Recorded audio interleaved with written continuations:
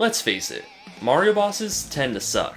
Some of these guys can be defeated in mere seconds, and others are so unoriginal that I wish they could be defeated in mere seconds.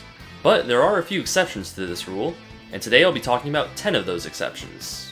In order to avoid this becoming a list of the top 10 Mario Galaxy bosses, I've decided to limit it to just one entry per game. So please sit back, relax, and enjoy. To start off the list, I've chosen the boss who rules over the ice world in Super Mario Bros. 2, Fry Guy. Having an enemy made of fire as the final challenge in a snowy, frigid land is kind of an interesting design choice. But then again, using this, Mario bosses tend to suck. As the opening line in a video about the best bosses in Mario is also quite an interesting choice. So maybe I should stop complaining and just focus on the positive aspects of Fry Guy. The major thing that sets Fry Guy apart from all the other bosses in this game is that the screen wraps around, meaning that walking off the left side of the screen will take your character to the right side. Once you get into the groove of things, you can easily pick up a mushroom, throw it at Fry Guy, run off the screen, and then come back to grab the mushroom and repeat the same process. After doing this 3 times, Fry Guy splits into 4 small fires. It took me quite a while to muster up the courage to kill the Fry Guy babies, but when I finally did, I went with the ever so graceful tactic of jumping right in front of them and hoping for the best. Well, that worked out much better than I thought it would. If you don't mind, I'd like to tell you a short tale of 3 little pigs. There were once 3 little pigs who lived in a bedroom. The smallest one built his house out of straw. "Look at me," he said as he constructed the flimsy house by himself. "I'm on a roll." It's important to note that this small pig was cripplingly obese for how short he was, and could only move around by rolling.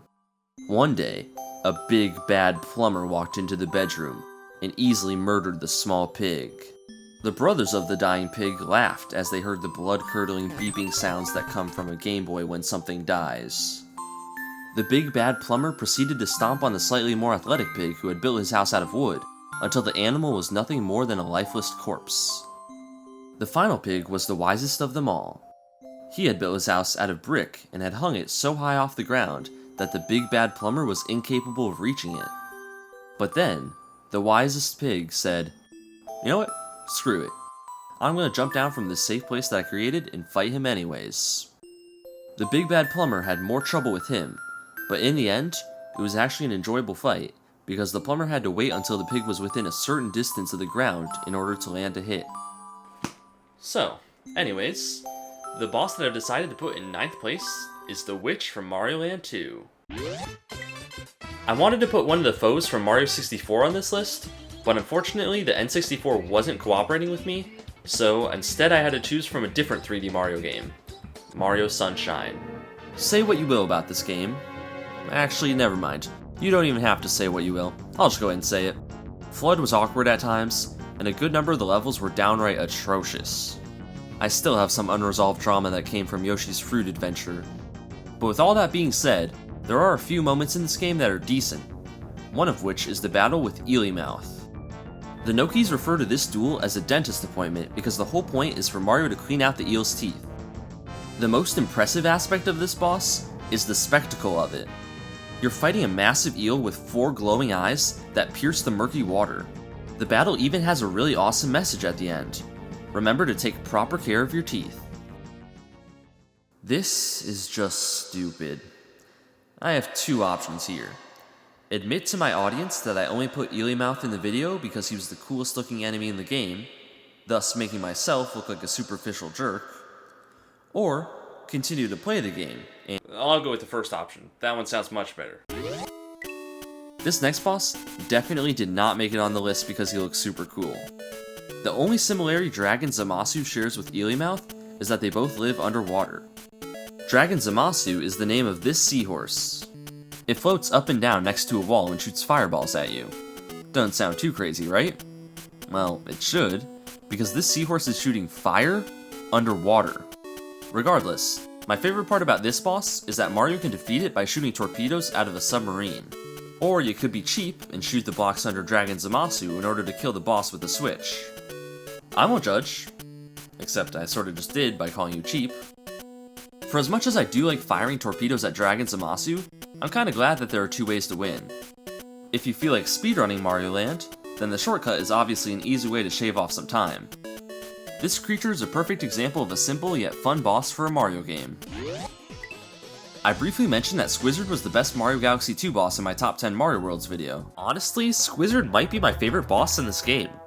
Not sure why I would lie about that, but yeah, honestly. That was a pretty good argument I had there. You know, I think the one thing I was missing was, oh yeah, literally anything that would defend that argument. I'll try to make amends to this situation by saying that I like Squizzard because of the way that the fireflower is incorporated into the battle. The boss theme actually changes depending on whether or not Mario has a fireflower. When he does, he can deal damage to Squizzard by attacking the sand monster's open mouth. All the while, Squizzard throws sandballs at Mario. In a later phase, he summons two cannons that essentially do the same thing that he was doing a few seconds before. Once Mario eliminates the cannons, Squizzard magically spawns in two ridiculously large bombs. As if all that wasn't chaotic enough, most of the ground is made up of quicksand that pulls Mario towards the center of the battlefield. And that is why I think Squizzard is the best boss from Mario Galaxy 2. Honestly.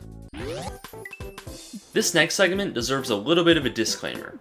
You see, the following boss may not deserve to be this high on the list, but due to nostalgia, he is. Basically what I'm trying to say is I don't want to hear any complaints in the comments down below because this is an opinion-based thing, and on this channel there's only one opinion that we tolerate.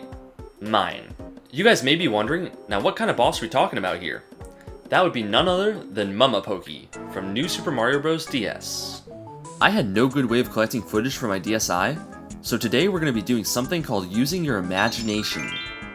Picture yourselves as young kids finally defeating a boss that you've struggled with for so long.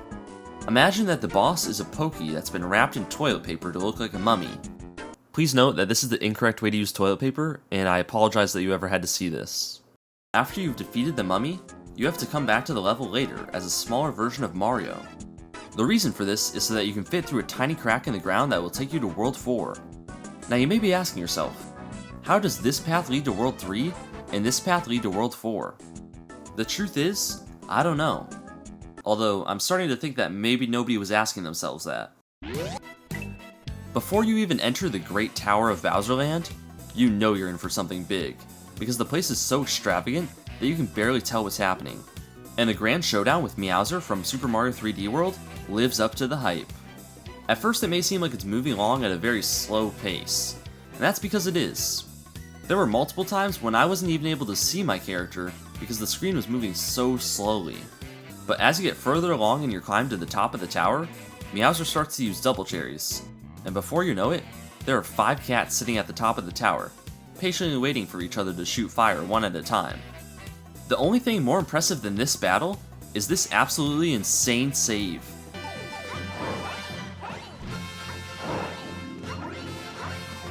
Oh, and also the next 3 bosses that I'll be talking about in this video.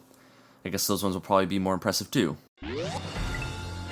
There are a lot of things that could happen in a Mario game, and I wouldn't even think twice about it. But Bowser riding a dragon straight from Skyrim is definitely not one of those. When Bowser said, "Let's see you survive this, Mario," I got concerned. It doesn't look like anyone could survive the blast from the dragon. Mario's Odyssey certainly didn't survive it. Well, what do you know? Mario survived. Yeah, that lightning strike and subsequent 1,000-foot fall did absolutely nothing to him. The Lord of Lightning, which is the dragon's official name, has got 2 attacks. If you manage to survive both attacks, then you'll be able to climb on the dragon's head and remove swords that are holding a seal down. This will reveal the dragon's weak spot that Mario has to ground pound. The stellar atmosphere combined with the decent gameplay puts this impressive dragon in 3rd. Many people have accused the new Super Mario Bros. Series of being bland and repetitive, and while I do agree with that sentiment to a certain extent, I believe that the final boss in New Super Mario Bros. Wii is anything but bland. The lead up to this battle has Mario running through a long hallway while fireballs are being shot at him. You can either try to jump through the gaps in between the fire, or sit in one of the crevices and wait for it to pass. This time I will judge you for taking the easy way out though.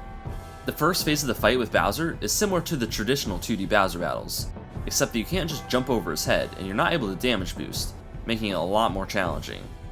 The second phase, however, is where this boss really shines. Bowser becomes massive and shoots huge fireballs that destroy the walls in the castle. This is my absolute favorite 2D Mario boss fight, because you're essentially playing a level and need to lure the boss's attacks to the correct location to get you in the right place. I just wish that Bowser would be able to walk a little faster, but when was the last time you saw a person over 5,000 pounds who was able to walk at all? Actually, when was the last time you saw a person who was 5,000 pounds and still alive? Exactly. So cut him some slack. Me, I guess, because I was the one who was complaining about it. To end this segment on a good note, I'll just go ahead and say that I really like the way that Bowser's eyes constantly change between a reddish color and a bright orange. The best boss in any mainline Mario game is Bouldergeist. His first phase is nothing special. He'll create some rocks out of the ground and throw them at Mario. The black rocks create bamboos, which can be grabbed by their tongues and spun around. Alright, look, I know that sounds a little bit sus, but they don't seem to dislike it. There's nothing more satisfying in Mario Galaxy than hitting Bouldergeist with 2 bamboos in a row.